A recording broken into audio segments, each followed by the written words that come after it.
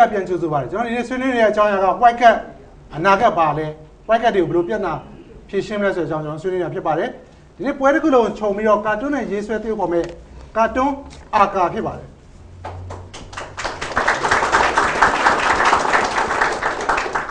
်ဒီပြဿနာကဆရာဦးကုန်နေတရားလွှတ်တော်ရှင်းနေတာပြောတာရှိတယ်ဒီ white cat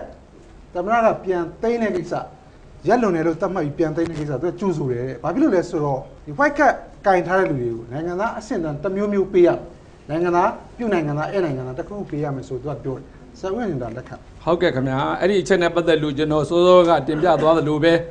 ဲနီးဥပဒေ73လေးကိုပဲကျွန်တော်ကိုးကားပြီးတော့တင်ပြပါမယ်ကာလအပိုင်းခြားကုံဆုံးပြီးနောက်9ရက်အတွင်းအရမီထို့သောလိုအပ်လျင်နောက်ထပ်မြည်၍မြည်မြကာလအပိုင်းခြားအတွက်လက်မှတ်ဒီဖြစ်ကြောင်းထပ်ဆင့်လက်မှတ်ရေးထိုး၍ထိုလက်မှတ်ကိုပြန်လည်ထုတ်ပေးနိုင်သည်သို့မဟုတ်ယာယီသက်သေကလက်မှတ်အသစ်တစ်ခုကိုလည်းထုတ်ပေးနိုင်သည်လို့ဖော်ပြထားတဲ့အတွက်ရှင်းနေပါတယ်ရှင်းနေပါတယ်ပုံမျိုးပေးကြမလို့ဆိုတဲ့သဘောအဲ့တော့ကျွန်တော်တို့ဒီနည်းဥပဒေအရာပဲကျွန်တော်ကတော့ဒါလေးကတော့ပြင်အင်မတန်ဥပဒေပြဋ္ဌာန်းချက်ဖြစ်တဲ့အတွက်မငင်းပယ်နိုင်တဲ့အချက်ကိုထောက်ခံမှာကြောင်းတင်ပြပါတယ်ကျွန်တော်ဆက်ဆွေးနေပါလို့ပြည်သက်ကိုအလှည့်ပေးအောင်ဟုတ်ကဲ့ပါဟုတ်ကဲ့ပါဖိုက်ကကင်ဆောင်ထားသူကနိုင်ငံသားသဘောမျိုးပေါ့လေဒီဘက်ကပြောနေတာနိုင်ငံသားအဆင့်သဘောမျိုးရှိတယ်လို့ပြောနေတော့အဲ့ဒီ1982ခုနှစ်မြန်မာနိုင်ငံသားဥပဒေပုံမှန်2မှာနိုင်ငံခြားသားဆိုတာဘာလဲဆိုတဲ့ဥစ္စာလေး definition ဖွင့်ဆိုထားတာရှိပါတယ်အဲ့ဒါလေးကျွန်တော်ဖတ်ပြပါမယ်နိုင်ငံခြားသားဆိုဒီမှာနိုင်ငံသားမဟုတ်တော့သ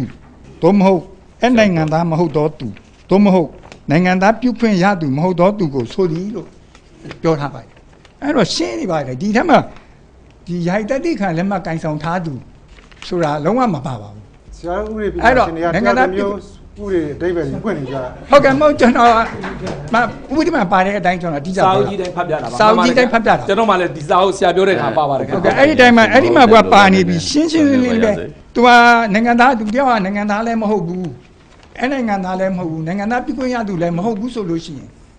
ဒါအဲ့ဒီကနိုင်ငံခြားသားပဲနိုင်ငံခြားသားပါပဲရှင်းနေပါတယ်ဟုတ်ပါကျေးဇူးတင်ပါတယ်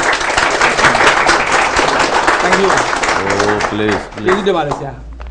တကယ်တော့ဒီနေ့ဆွေးနွေးပွဲမှာကျွန်တော်တို့နောက်ကဝန်ကြီးဌာနလူဝင်မှုကြီးကြပ်ရေးနဲ့ပြည်သူ့အင်အားဝန်ကြီးဌာနကိုဖိတ်ပါတယ်သူတို့လာပြီးတော့ပြောဆိုဆွေးနွေးရရှင်းပြရဆိုတော့ပို့ပြီးတော့ပြည့်စုံမှာဖြစ်ပါတယ်ဒါပေမဲ့သူတို့ဒီနေ့ပွဲမှာမလာရောက်ခဲ့ပါဘူးဒါလည်းကျွန်တော်ပြည်သက်ကိုအသိပေးပါတယ်နောက်ကတယောက်ဆွေးနွေးမယ်နောက်ကမျိုးသမီးကျမတို့နားလေတဲ့လောက်ဆိုလို့ရှိရင်အဲ့ white cat ကင်ထားတဲ့လူတွေအားလုံးတော့၎င်းသူတို့ရဲ့မိဘတွေတော့၎င်းအများစုပေါ့နော်အားလုံးဟာ1950နှစ်တုန်းကနေပြီးတော့ဒီအမျိုးသားမှတ်ပုံတင်ကတ်တွေထုတ်ပေးတော့အမျိုးသားမှတ်ပုံတင်ကတ်ရထားပြီးသူတွေဖြစ်ပါတယ်အဲ့ဒါကို1990ကျော်မှာနိုင်ငံတော်ဒီနဝတ္တအစိုးရနေပြီးတော့ဒီအိတ်ကတ်တွေကိုရုပ်သိမ်းပြီးတော့ယာယီကတ်ပေးထားတာဖြစ်ပါတယ်ဆိုတော့ကျမတို့တိုင်းပြည်ကိုကျမတို့ဒီမိုကရေ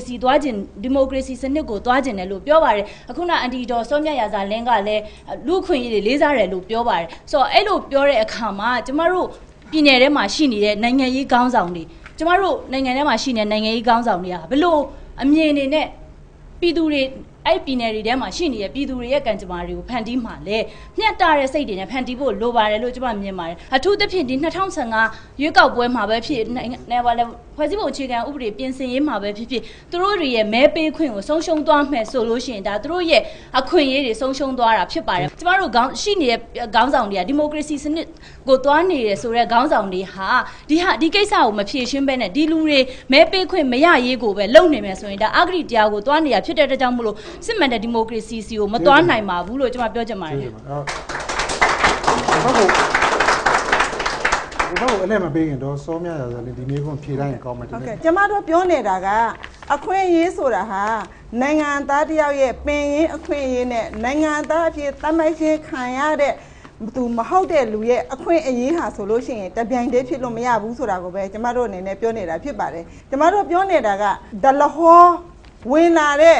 လူတွေရဲ့အနေအထားကိုကျမတို့နိုင်ငံကမထိန်းသိမ်းခဲ့ဘူးမောင်တို့ဒေသရဲ့အနေအထားထုကိုကျမထောက်ပြချင်တယ်1940ခုနှစ်မှာမောင်တို့မှာဆိုလို့ရှိရင်ရခိုင်ဥယျာဉ်တွေက4,1414ဦးရှိတယ်အခုဆိုလို့ရှိရင်မောင်တော်ဘူးတိတောင်ဒေသမှာဆိုလို့ရှိရင်လူဦးရေက400ခိုင်နှုန်းဝန်းကျင်တောင်မပြည့်တော့ဘူးဆိုတာမျိုးကျမတို့သိရတဲ့အချိန်ခါမှာ